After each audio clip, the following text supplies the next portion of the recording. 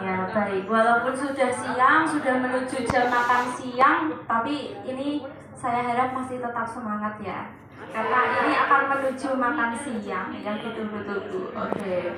Jadi di sini saya akan memaparkan praktik baik saya dalam penggunaan TIK adaptif yang sudah saya lakukan kemarin setelah kita melakukan pelatihan di Novotel kemarin. Saya Yosita Nabila Astuti, guru dari SD Negeri 2 Tanduk, Kecamatan Ampel. Nah, sama seperti teman-teman yang lainnya tadi, saya juga akan memaparkan laporan ini dengan alur STAR, situasi, tantangan, aksi, refleksi, dan dampak. Yang pertama, situasi kurang optimalnya penggunaan TIK dalam pembelajaran di kelas dan terbatasnya sumber belajar peserta didik sehingga menyebabkan rendahnya motivasi peserta didik dalam mengikuti pembelajaran di kelas. Di sini saya gambarkan keadaan kelas saya, keadaan sekolah saya. Kelas saya itu kelas 5 yang kebetulan muridnya itu berjumlah 19 orang. 19 orang itu terdiri dari 14 siswa laki-laki dan 5 siswa perempuan. Bisa dibayangkan nih Bapak Ibu. Ya, tadi punyanya Pak Ridwan tadi kan 9 siswa perempuan ya Pak. 8 ya, 8. Di punya saya itu 5 banding 14. Ya, jadi setiap hari itu menghadapi permasalahan yang seperti itu, dan seperti itu. Setiap hari pasti ada laporan. Ini tadi saya juga mendapat laporan ada yang menangis, cewek-cewek itu menangis karena disarung sama satu cowok. Nah, ini tadi baru saja saya di laporan. Jadi kondisinya seperti itu. Dari ke-19 itu memiliki banyak sekali karakteristik yang berbeda-beda dan aset yang dimiliki oleh sekolah kami yaitu yang pertama aset manusia, guru dan siswa tadi, yang kedua aset fisik yang berupa laptop sekolah, jaringan wifi, namun untuk kelas saya itu ada di pojok sekolah, jadi untuk jaringan wifi-nya itu sampai di sana, namun untuk sinyalnya tidak begitu kuat.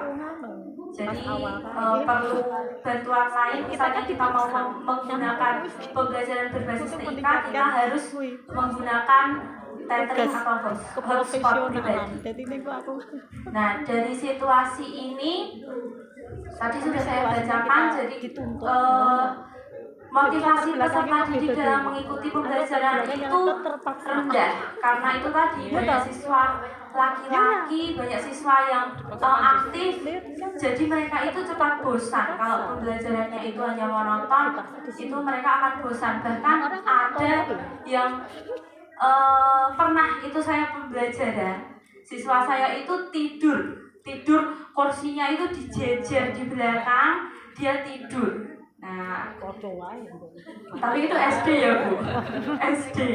Ya, tidur. Oke, selanjutnya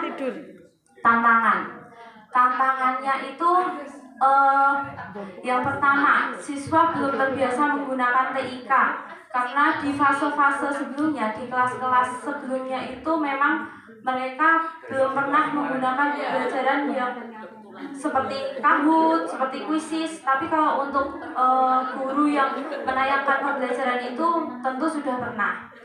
Yang kedua, sarana prasarana yang kurang memadai. Tadi ada yang wifi namun sinyalnya itu sampai ke kelas tidak maksimal. Yang ketiga yaitu pemilihan media TIK yang sesuai pembelajaran, karena tadi di awal tadi sudah saya sampaikan, siswa saya itu mudah bosan, mudah jenuh. Jadi mungkin guru itu perlu berpikir yang kreatif untuk menentukan media apa yang cocok untuk siswa saya yang seperti itu. Untuk yang ketiga yaitu aksi. Aksinya itu sebelum merancang perangkat pembelajaran tentunya saya berkonsultasi dengan kepala sekolah, karena ini kan memanfaatkan pembelajaran berbasis TIK.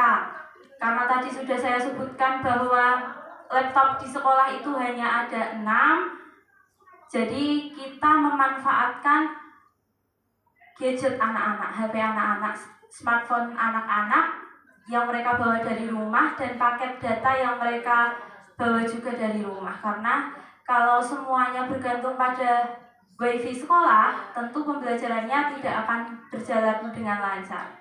Jadi mereka membawa HP dan paket datanya masing-masing. Setelah saya berkonsultasi dengan kepala sekolah mengizinkan untuk melakukan pembelajaran dengan membawa HP dengan aturan-aturan tertentu, yaitu nanti sebelum pembelajaran dikumpulkan dulu, setelah pembelajaran nanti juga dikumpulkan supaya meminimalisir kejadian-kejadian yang tidak diinginkan. Setelah melakukan konsultasi tersebut, saya merancang perangkat pembelajaran yang berupa modul ajar. Perangkat pembelajaran itu dikolaborasikan dengan berbagai metode, yaitu tetap ada ceramah, diskusi, tanya jawab, permainan, dan penugasan. Memanfaatkan model pembelajaran problem based learning, yang dimana model pembelajaran tersebut mengedepankan keaktifan peserta didik. Dan yang keempat, memanfaatkan media pembelajaran berbasis TIK yang sesuai dengan materi dan karakteristik peserta didik. Di sini saya memakai Canva, Wheel of Names, dan Kahoot. Jadi untuk Canva ini saya gunakan untuk menayangkan bahan ajar saya, dan yang untuk Wheel of Name ini saya gunakan untuk mengacak kelompok. Karena di kelas saya itu terdiri dari geng-geng yang susah untuk dikondisikan. Jadi memang mereka itu memilih, sukanya memilih. Saya kalau nggak sama ini nggak mau, saya kalau nggak sama yang ini nggak mau, ya jadi bolo-bolonan.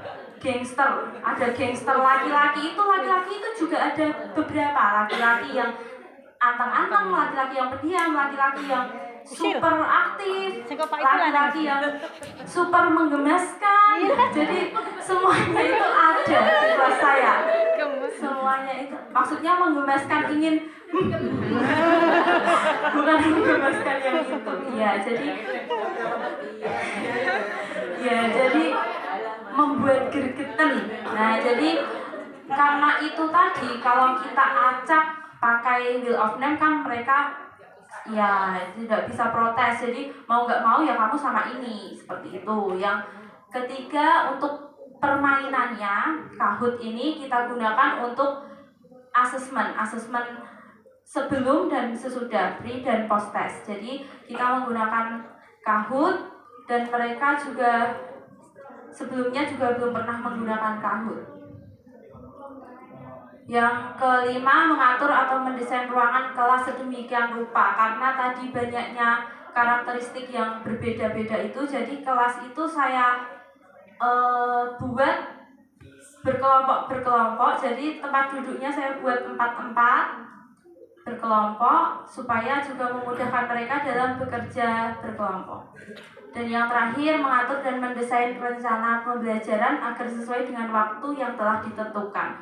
Karena saya tahu kelas saya itu super aktif dan banyak sekali pertanyaan. Jadi saya meminimalisir supaya waktunya pembelajaran itu bisa tepat waktu seperti yang sudah saya rencanakan di modul ajar atau di RPP saya.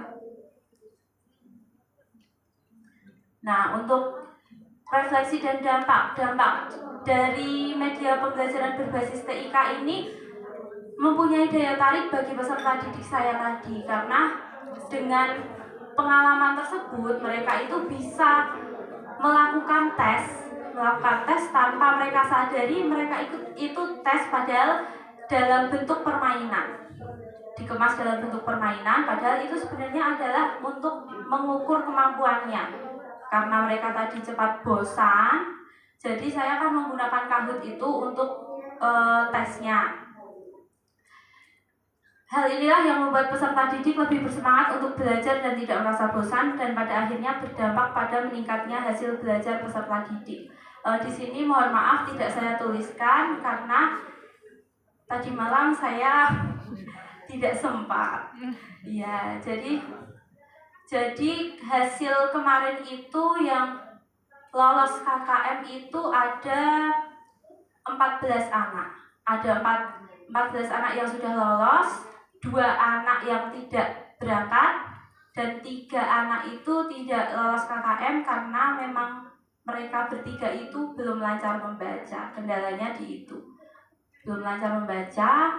Namun setelah itu saya evaluasi ulang mereka bertiga dengan cara saya bacakan pertanyaannya. Saya bacakan pertanyaannya secara lisan, mereka memilih warnanya. Kan kalau di Kahoot itu warnanya, jadi mereka memilih warnanya.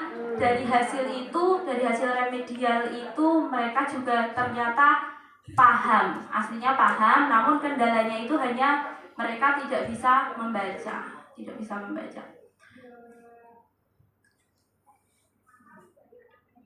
Nah, untuk respon orang lain yang muncul dalam praktek baik ini yaitu sama seperti teman-teman yang lainnya, senang, bahagia, ingin lagi, besok pelajaran pakai Kahoot lagi ya Bu, seperti itu. Selain itu juga saya menanyakan respon dari teman-teman saya, teman sejawat, rekan-rekan guru, karena kemarin kan juga sudah berbagi praktik baik. Jadi respon mereka itu juga ternyata positif Bapak Ibu. Mereka juga ingin melakukan pembelajaran dengan berbasis TIK seperti yang sudah saya lakukan, dan mereka juga ingin menerapkannya di dalam kelas mereka. Selanjutnya untuk kunci keberhasilan yaitu kemauan kita sebagai guru dan peserta didik itu sangat penting. Jadi kemauan mereka untuk belajar memahami Kahoot, untuk mengoperasikan Kahoot itu kan juga diperlukan kemauan. Walaupun mereka itu kalau tidak mau pasti bagaimanapun juga mereka tidak akan bisa. Tapi kalau karena mereka mau dulu, mereka penasaran, mereka juga akhirnya bisa menjalankan Kahoot itu. Kalau untuk saya, kemauan untuk melakukan perubahan itu seperti contohnya saat menyusun Kahoot-nya itu, menyusun Canva, menyusun bahan ajar agar bahan ajarnya sesuai dengan karakteristik mereka. Nah, yang terakhir kesimpulan.